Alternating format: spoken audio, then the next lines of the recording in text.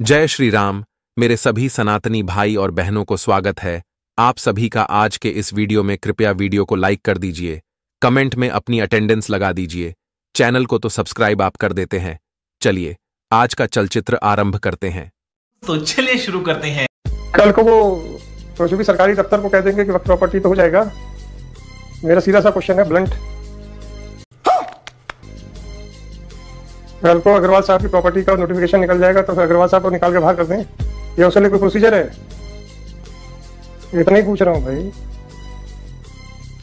Protected monument है, कैसे declare हो गया 89 में? Notification is issued under this. भाई साहब आप तो ताजमहल भी ले लो यार, लाल किला भी ले लो, कौन मना कर रहा है? या प्यार से क्वेश्चन समझ में नहीं आते आप लोगों को? किसी के, अरे ऑनरेबल कोर्ट में छोड़ो, किसी की भी प्रॉपर्टी को आप वक्त प्रॉपर्टी डिक्लेयर कर सकते हो। टेल मी, सेक्शन 5 में नोटिफिकेशन होगा, फलाना होगा, पूरे भारत में वक्त प्रॉपर्टी डिक्लेयर कर दो, देन क्या नोटिफिकेशन करके वैलिड हो जाएगा? The property was already declared as a ancient monument by issuing a notification in the early 19s, बिना किसी ओनरशिप को, बिना कुछ देखे। क्या ओनरशिप थी आपकी इसके पहले से, prior to this notification which was issued under the Ancient Monument Act? Who was the owner of this property? Notification issue हो गया तो प्रॉपर्टी आपकी हो गई।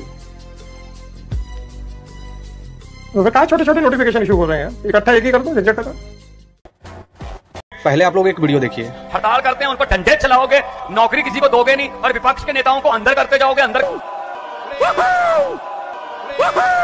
करते जाओगे, फिर बाद में ना 15-20 मिनट में हेलीकॉप्टर में भागना पड़ता है। भाई साहब, ये हुआ है परसों बांग्लादेश में। दारू नहीं रे बाबा, दवाई है। आपने सुना होगा कि हिपोक्रेसी की भी एक सीमा होती है, लेकिन यह आम आदमी पार्टी का नेता लोगों को गलत गलत बयान देकर भड़का रहा है। पूरे भारत को, पूरे विश्व को पता है कि बांग्लादेश के अंदर ऐसी स्थिति क्यों उत्पन्न हुई है। ये कह रहा है कि अगर नौकरी नहीं दोगे और विपक्ष के नेताओं को अंदर डालोगे तो ऐसा ही होगा। और उससे भी बड़ी बात, यह ऐसी स्थिति उत्पन्न करने के लिए लोगों को इनडायरेक्टली समझा रहा है। बताइए कितनी बड़ी बात है। अरे भाई, कम से कम भारत देश के साथ तो गद्दारी मत करो, समझे? जय श्री राम। बांग्लादेश के प्रधानमंत्री के घर में घुसकर बिस्तर पे थक रहे हैं, मुत रहे हैं। ऐसी क्वालिटी तो सिर्फ भारत में चमचों के पास थी, फिर ये क्वालिटी बांग्लादेश कैसे पहुंच गई? कहीं चमचों में से कोई बांग्लादेश तो नहीं पहुंच गया जो ये क्वालिटी वहां दे के आया है? कुछ तो गड़बड़ है दया, कुछ तो गड़बड़ है, जांच होनी चाहिए इसकी। नहीं लाने का काम कर रही है। अखिलेश जी, अध्यक्ष महोदय, आज तो हमारे आपके अधिकार कट रहे हैं। मैं याद कीजिए अध्यक्ष महोदय, मैंने आपसे कहा था कि आप लोकतंत्र के न्यायाधीश हैं, और मैंने अध्यक्ष महोदय सुना है इस लॉबी में कि कुछ अधिकार आपके भी छीने जा रहे हैं। उसके लिए हम लोगों को लड़ना पड़ेगा आपके लिए। अध्यक्ष महोदय, मैं इस बिल का विरोध करता हूं। कोई अभी बदत है भाई, अभी बदत है। अध्यक्ष के अधिकार अखिलेश जी सिर्फ विपक्ष के नहीं है, पूरे सदन के हैं। इस तरह की गोलमोल बात आप नहीं कर सकते हो। आप नहीं हो अध्यक्ष के अधिकार के संरक्षक। एक मिनट, यहाँ मेंबर ऑफ पार्लियामेंट है, हमारा कॉन्स्टिट्यूंसी में हर धर्म के लोग हैं। अभी ये दादा बोल रहे थे कि मेरा कॉन्स्टिट्यूंसी मुसलमान है क्या? मेरे कॉन्स्टिट्यूंसी में बहुत मुसलमान वोटर है। सो गए। इसको बताइए।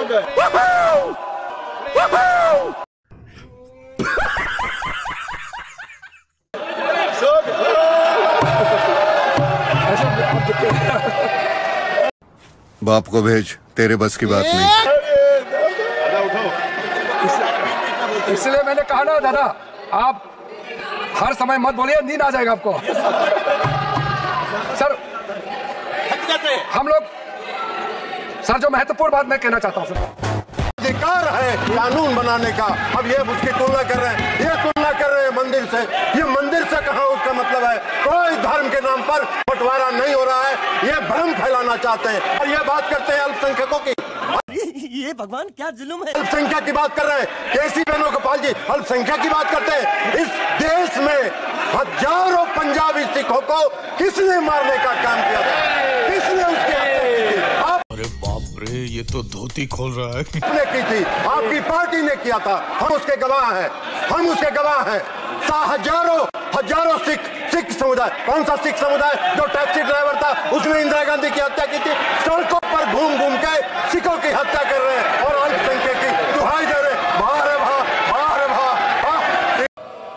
इसलिए इस बिल को आना चाहिए, पारदर्शिता आनी चाहिए,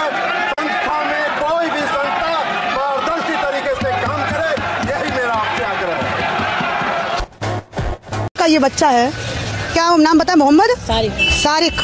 मोहम्मद शारिक ने पूरे के पूरे परिवार को गलत बता दिया कि भैया वो दोनों बहनें भी गलत, उनकी माँ भी गलत। यही नहीं, अभी और सुनिए। क्योंकि वो गरीब है ना, तो इसलिए वो गलत हैं। और ये मोहित अमीर हैं, सरकार की जमीन कब्जा किए पड़े हैं, तो ये सही हैं और ये अच्छे हैं। कौन है ये लोग? खाली राजनीति हो रही है उनको बताने के लिए। वो गंदी बगिया में भी देख चुका हूँ मैंने, सामने वाली में कई दफा। दोनों बहन है, हर जगह जाती थी। हाँ, घर के खर्चा उन्हें खिलाती थी काम करके। काम करना और गलत काम करने में अंतर होता है ना बेटा। हाँ, अरे दोनों काम करती थी, 50 रुपया पाती थी, वही घर के खर्चा। उनके मम्मियों ने सही दिया है। कितनी? अच्छा, मम्मी भी गड़बड़ है। पूरा खानदान गड़बड़? पूरा खानदान। घर मोहित खान का खानदान बहुत अच्छा, घर तो उनका अच्छा, वो सब काम करते हैं, इतने नहीं। इसके खून में इसकी कौन सनी हुई है। वायनाड में सेना ने 31 घंटे में, मात्र 31 घंटे में 120 फीट लंबा पुल बना दिया वहां के लोगों की सहायता के लिए। है ना अच्छी बात? अभी बदत है भाई, अभी बदत है। मैडम आपके पते के लिए बता देते हैं, उनके अंडर में सेना नहीं आते हैं, सेना आते हैं बीजेपी के अंडर में और राजनाथ सिंह के अंदर में। क्यों क्रेडिट उनको क्यों देना चाहते हो? जो किए हैं उनको क्रेडिट दिया जाए ना, सेना किए हैं, उसमें आपका वो नेता का क्या हाथ आ गया? मतलब लॉजिक की फिर से माँ बहन कर दिए। अरे भाई, और पागल कर दिया, पिछा छोड़ दे। शेख हसीना को बांग्लादेश से भगा दिया गया है। मात्र 1.5 महीने एक स्टूडेंट प्रोटेस्ट चला और तख्ता पलट हो गया। स्टूडेंट कोई नॉर्मल स्टूडेंट नहीं थे, ये स्टूडेंट इस्लामिक छात्र शिविर के स्टूडेंट्स थे। इस्लामिक छात्र शिविर जमीयत इस्लामी के स्टूडेंट। ये बड़ी अच्छी बात कही आप।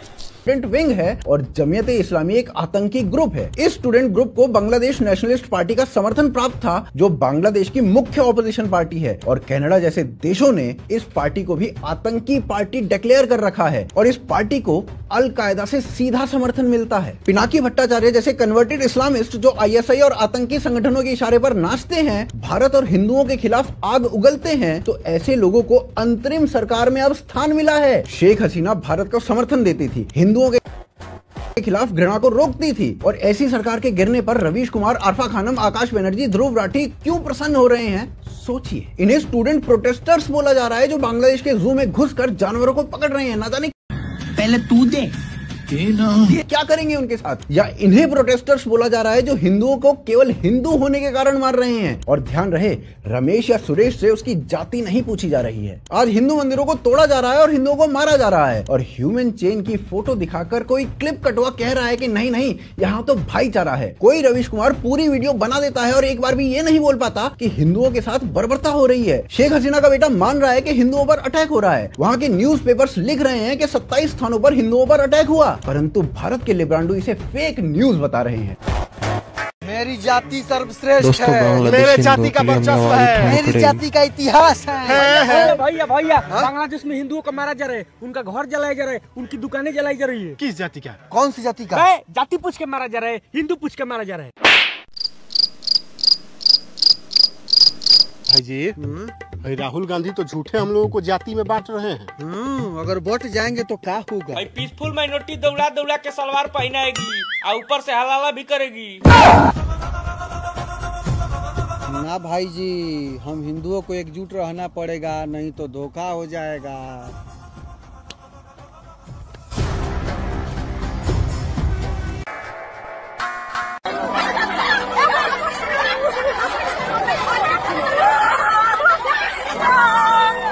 क्या देख रहे हो भाई? आदमी तो आदमी तक ठीक थे, लेकिन यह औरतें औरतों को बंधक बना रही हैं। यही नहीं, अभी और सुनिए। इतना हौसला आ गया है।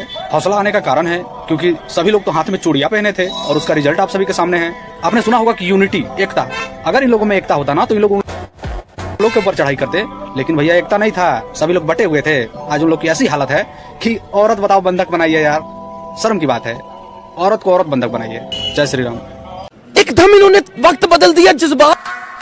इस वीडियो को जरा ध्यान से देखो। This is how the country behaves when we are not under an autocratic leadership anymore.